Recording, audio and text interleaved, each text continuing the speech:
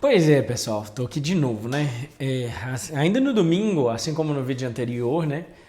Ainda de bermuda, de camiseta e etc. Mas para poder, já pensando aqui na divisão por temas, né? Abordar de uma forma mais breve, um vídeo mais curto sobre a organização.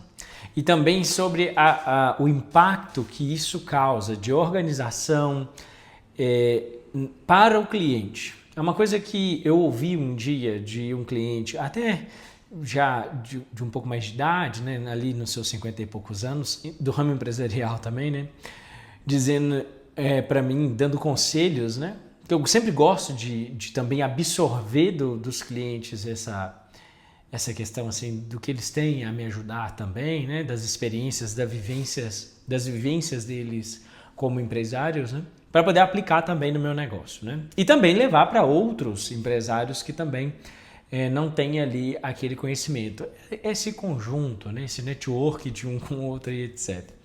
Mas sobre a organização, já mostrei no vídeo anterior a estrutura aqui do escritório e tudo, né? Apesar de ser relativamente simples no seu escritório, tão garboso, grande, como os dos gurus, né?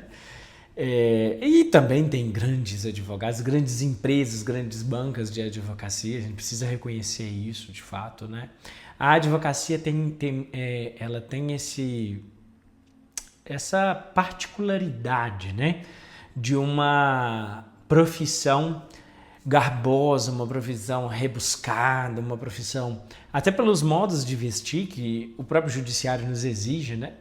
Que, como dizem, pasmem vocês, eu já tive problemas em fórum por ir fazer audiência de conciliação e nessa oportunidade acabou que a juíza, né? A juíza não era um juiz, foi participar da audiência e me cobrou a gravata. Então, assim, acabei institucionalizando o uso da gravata também, até pelo cliente, né? Porque nessa oportunidade, esse cliente, esse senhor, me disse que a organização é um conjunto de ações que demonstraria a sobriedade e a segurança que eu poderia passar para o meu cliente, principalmente do nicho do empresarial, sobre a qualidade do meu trabalho. São pequenas coisas. Ele mesmo dizendo, né, nas palavras dele, que não é uma questão de dinheiro, é uma questão de organização, de cuidado, porque isso reflete na cabeça do meu cliente que eu teria o mesmo cuidado com ele, né? Por exemplo, a questão do corpo em si, do cuidado com o carro, um carro organizado. Por exemplo, eu sou muito metódico com essa questão, toda a vida gostei muito de carro, né? E tenho muito conhecimento sobre carro, gosto de estudar a respeito, até, inclusive trarei vídeo aqui no canal falando sobre carro, porque esse canal não é um canal apenas de direito, é um canal sobre a minha vida, né? Sobre a minha vivência, as minhas experiências, trazer quando farei viagens, igual no último vídeo eu trouxe, né? E aí meu carro tá até arrumando, porque tinha um arranhão no para-choque e eu sou muito metódico, muito cuidadoso, muito zeloso com isso. E aí lembrando também sobre a reflexão desse cliente, porque se eu não tenho capricho com o carro, não tenho capricho comigo, com o meu corpo, com a estrutura do meu escritório, por exemplo, né? A gente cuida que o escritório tenha faxina aos finais de semana, para o cliente chegar aqui a semana inteira estar limpo e etc. Porque se eu tenho esse cuidado e o cliente nota, na cabeça dele pode ser que, na grande maioria eu acredito que seja, inclusive, que ele entenda que eu também terei capricho com o serviço dele, com o direito que ele busca, né? Que eu teria o cuidado devido, né?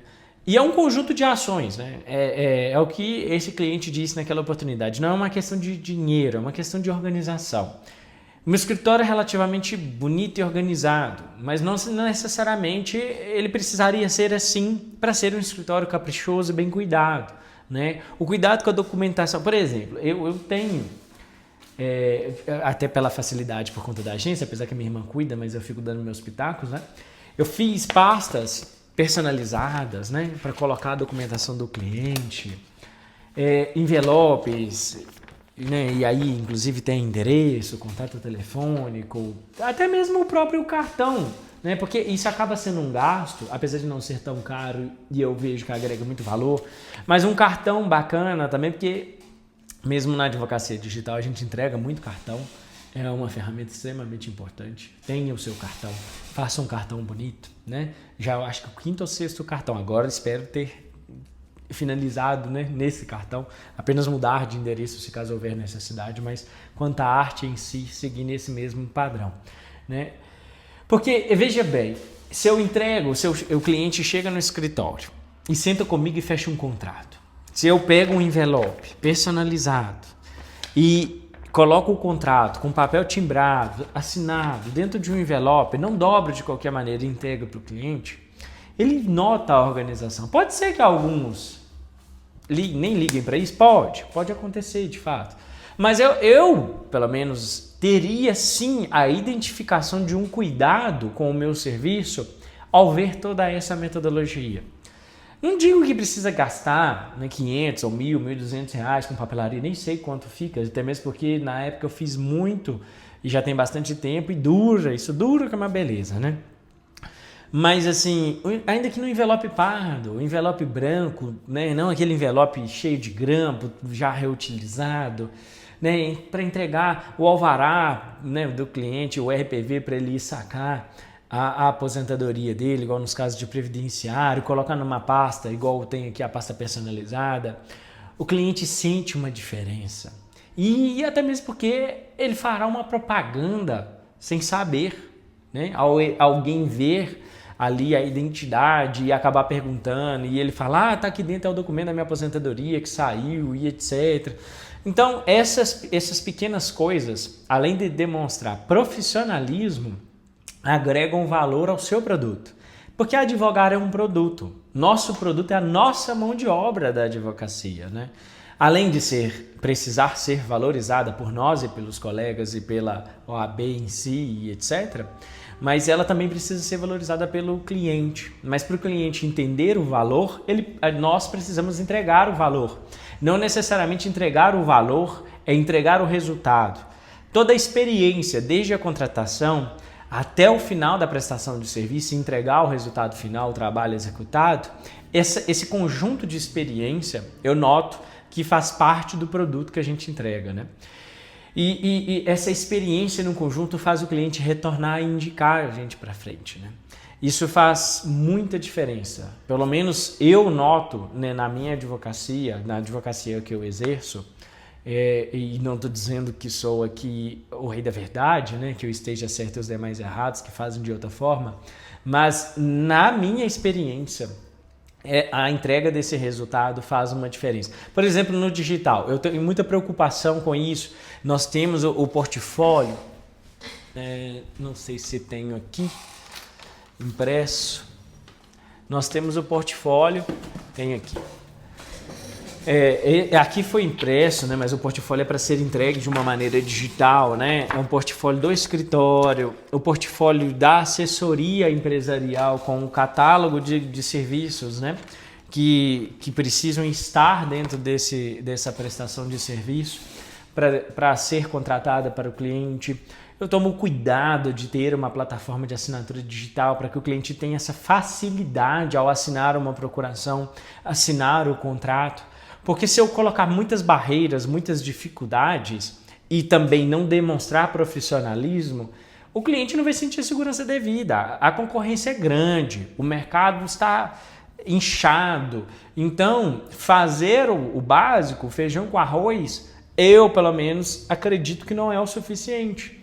Então, precisamos ter esse cuidado, né? Esse um pouquinho a mais, não é de sacrifício, né? Mas de dedicação. Porque é o nosso negócio, a nossa vida de advogado que depende disso para então buscar o sucesso, né? Então, assim, trazendo já num tema mais específico, né? Como eu disse no vídeo passado, que tentarei também fazer vídeos por temas específicos, a organização da sua advocacia faz uma grande diferença. A organização, né? Eu preciso, por exemplo, ir para a academia.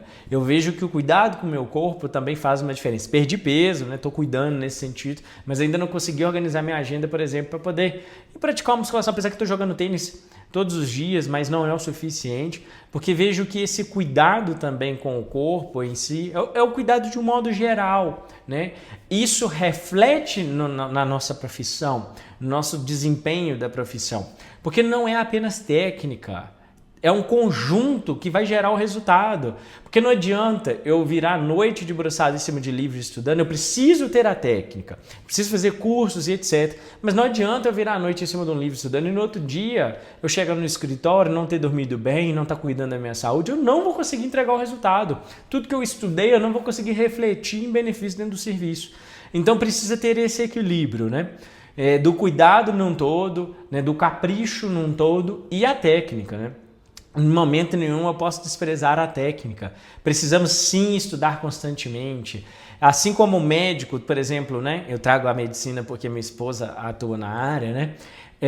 Precisa se atualizar constantemente de novas técnicas ali, né, de tratamentos, novos medicamentos, inovações. Nós temos a mesma coisa.